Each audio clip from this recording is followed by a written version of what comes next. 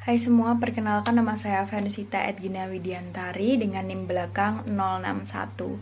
Video ini saya buat untuk menyelesaikan tugas UAS Bahasa Indonesia. Saya akan mempresentasikan mengenai esai yang telah saya buat di tugas sebelumnya.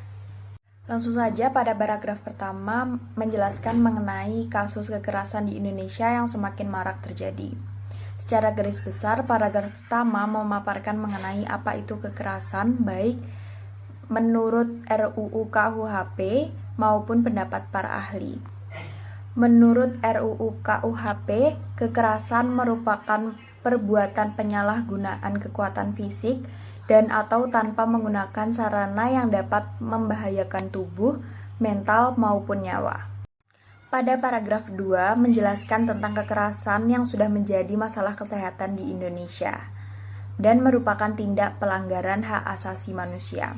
Pada paragraf ini juga ada contoh kekerasan dalam rumah tangga yang baru-baru ini terjadi pada kalangan artis. Pada paragraf ketiga membahas mengenai catatan kasus kekerasan pada tahun 2020 sampai 2022. Contohnya adalah data tahunan 2022 yang tercatat sebanyak 338.496 kasus kekerasan berbasis gender.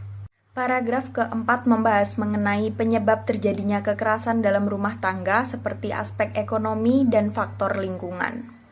Masih berkelanjutan dari paragraf keempat, pada paragraf kelima ini penyebab terjadinya kekerasan dalam rumah tangga adalah faktor pendidikan dan adanya perselingkuhan. Pada paragraf ke-6 membahas mengenai kekerasan yang sering terjadi dalam rumah tangga seperti kekerasan fisik, menampar, memukul, menendang, dan juga kekerasan psikis seperti menghina, mengintimidasi, dan memaki.